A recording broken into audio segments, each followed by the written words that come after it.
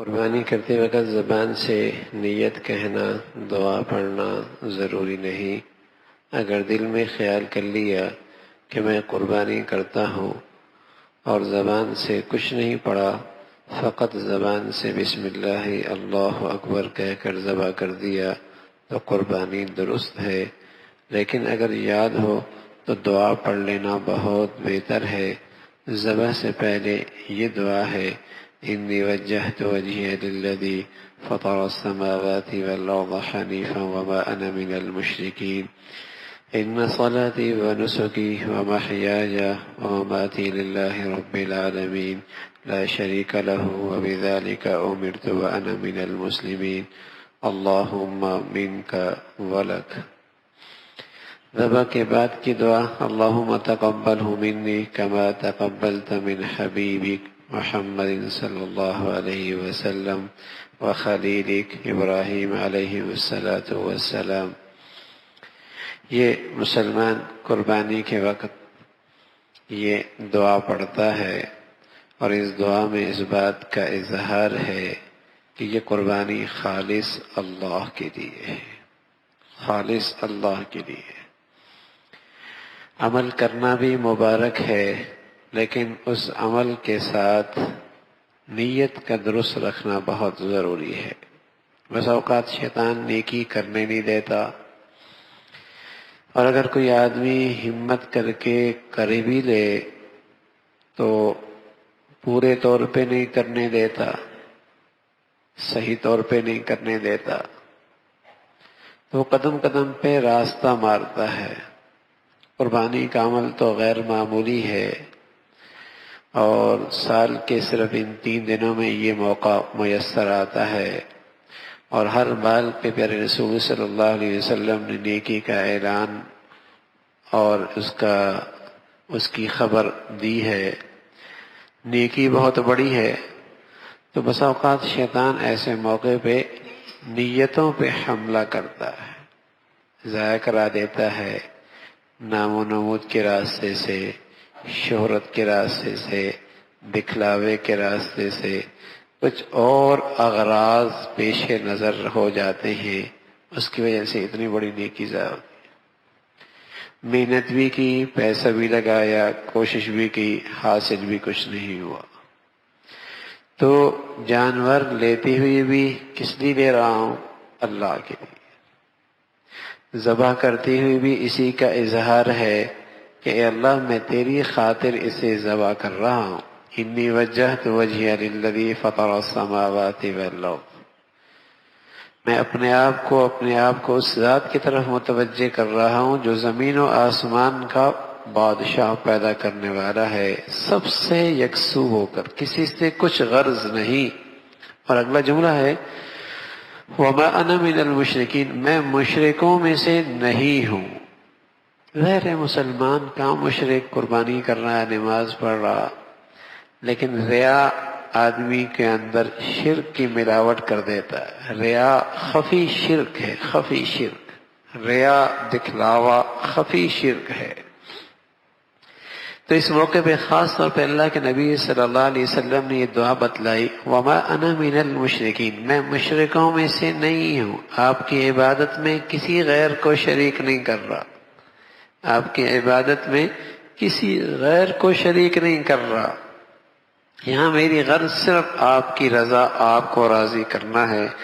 اور پھر اس سے اگلا جامع جملہ ہے کہ میری قربانی، میری نماز ہو، میری قربانی ہو، بلکہ میری زندگی ہو، میری موت ہو، سب اللہ کے لیے، سب اللہ کے لیے، میری ہر چیز اللہ کی خاطر، میرا جینا مرنا بھی اللہ کے خاطر، میری نماز قربانی بھی اللہ کی خاطر، اور اس کا کوئی شریک نہیں، اور مجھے اسی کا حکم ملا ہے، میں فرما برداروں میں سے ہوں۔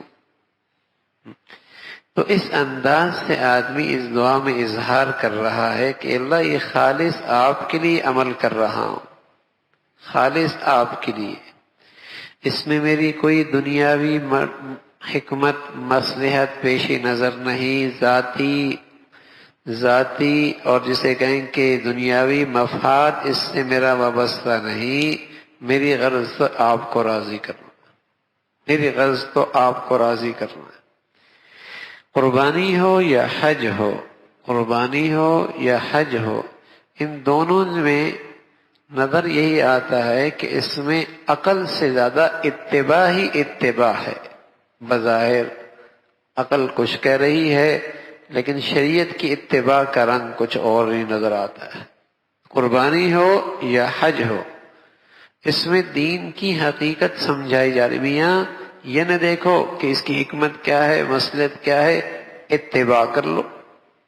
یہ دونوں عبادتیں اسی شان کی ہیں. اب حج دیکھیے نا، نظافت نظافت نظافت، طہارت طہارت نظافت، دین ہے اور بہت بڑا دین کا حصہ ہے.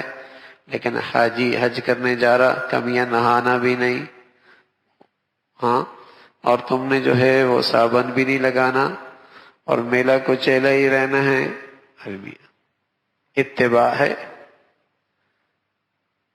بیت اللہ کا طواف کتنا بڑا اجر ہے، اور حجر اسود کا استلام کتنا بڑا اجر ہے. اور جب لوگ عرفات چلے جاتے ہیں موقع بڑا اچھا ہوتا ہے بیت اللہ کا طواف کرنے کا اور استلام کرنے کا بڑا اچھا موقع ملتا ہے، حجر اسود کو بوسہ دینے کا بڑا اچھا موقع ملتا ہے. لیکن کیا کہا جاتا ہے میاں، اب اگر طواف کرے گا تو ثواب نہیں ملے گا، اب تو اجر اتباع میں ہے. جاؤ جنگل میں پڑاؤ ڈالو، اب تمہیں اجر سارا وہیں ملے گا. اب حرم میں نماز میں اتنا ثواب نہیں جتنا نماز پڑھنا مینا میں ثواب ہے. اب بیت اللہ مسجد نبوی کے مسجد حرام میں بیت اللہ کو دیکھتے دیکھتے اتنا اجر و ثواب نہیں ہے جتنے عرفات کے میدان میں بیٹھنے کا ثواب ہے. اب بیت اللہ کے سامنے بیٹھ کر مزے لینے کا اتنا ثواب نہیں جتنے اس ایک پتھر جو شیطان کے نشان پر ہے اسے پتھر مارنا ثواب ہے. سبحان اللہ. اب یہی چیز اگر آپ پورے سال کریں، عرفات کے میدان میں کچھ بھی نہیں ملنا، مینا میں کچھ بھی نہیں ملنا، ان شیطان کو پتھر مارتے رہیں کچھ بھی نہیں ملنا. کیوں بھائی؟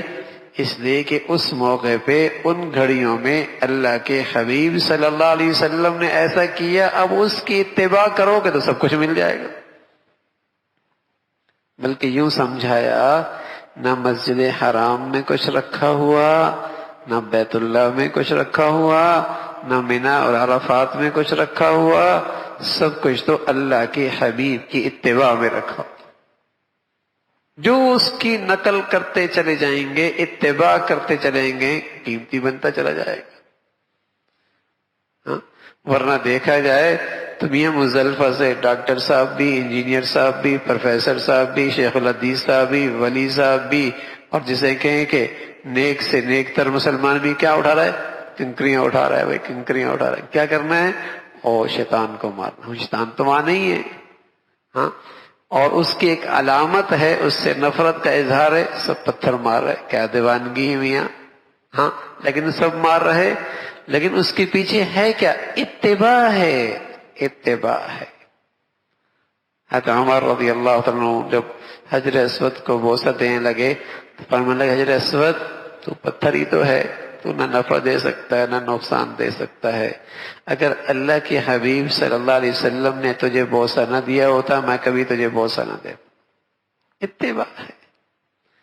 تو لوگ قربانیوں کے اندر بھی مصلحتیں، حکمتیں، فلسفے تلاش کرتے ہیں. ارے میاں اس کا نام دین ہے اتباع کا، دین ہے اتباع کا.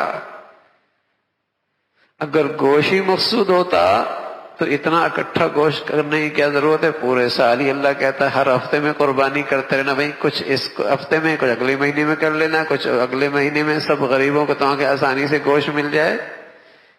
یہ مقصود نہیں. مقصود تو اتباع ہے، اللہ کو راضی کرنا مقصد ہے کہ میں اللہ کی خاطر یہ قربانی کر رہا ہوں. لن ينال اللہ لحومها ولا دماؤها. نہ اللہ تک خون پہنچتا ہے، نہ گوشت پہنچتا ہے، نہ اسے گوشت کی ضرورت نہ خون کی ضرورت. ولكن يناله التقوى منكم. وہ تو تمہارے دلوں کا تقوی دیکھ رہا ہے، کس غرض سے یہ عمل کر رہے ہیں. تمہارے پیش نظر کیا نیت ہے، کیا غرض ہے؟ تو اللہ کی خاطر. شیخ ابو الحسن ندوی رحمۃ اللہ علیہ فرمایا کرتے تھے کہ کوئی اچھا کام مسلمان بس اوقات بری نیت سے تو نہیں کرتا، لیکن بے نیت سے بہت کرتا رہتا ہے۔ بد نیت نہ بھی ہو لیکن بے نیت ہوتی ہے، کوئی نیت نہیں ایسی کر رہا، کوئی نیت نہیں ایسی کر رہا، نہ نیت ہو، ہاں نیت ہو کہ اللہ کا حکم میری ہر خواہش سے، ہر جذبے سے بالا تر ہے۔ قربانی کی روح ہے کہ اللہ کا حکم ہر جذبے سے بالا تر ہے۔ بیٹے کی محبت، بیٹے کی محبت ہوتی ہے، لیکن اللہ کا حکم آیا تو فرمایا اللہ کا حکم بیٹے سے محبت کے جذبات سے بھی بالا تر ہے، اسے بھی ذبح کر رہا۔ تو اللہ کا حکم ہر جذبے سے بالا تر، یہ روح ہے، اس وقت یہ زندہ کیا جائے کہ اللہ کا حکم ہر جذبے سے، ہر خواہش سے، ہر مفاد سے بالا تر ہے، اللہ کا حکم پورا کرنا۔ اس قربانی سے یہ زندگی ملے، اس قربانی سے یہ زندگی ملے کہ آئندہ زندگی کے اندر بھی ہر مفادات سے بالا تر اللہ کا حکم ہوگا، ہر خواہش سے بالا تر اللہ کا حکم ہوگا، اور ہر جذبے سے بالا تر اللہ اور اللہ کے رسول کی اتباع ہوگی۔ یہ قربانی ہے۔ تو اللہ رب العزت بھائی قربانی کی ظاہری شکل بھی خوب اختیار کرنے کی توفیق نصیب فرما دے، اور جو قربانی کی روح ہے اور اس کی حقیقت ہے اللہ رب العزت وہ بھی ہمیں نصیب فرما دے۔ اللہ عمل کی توفیق نصیب فرما دے۔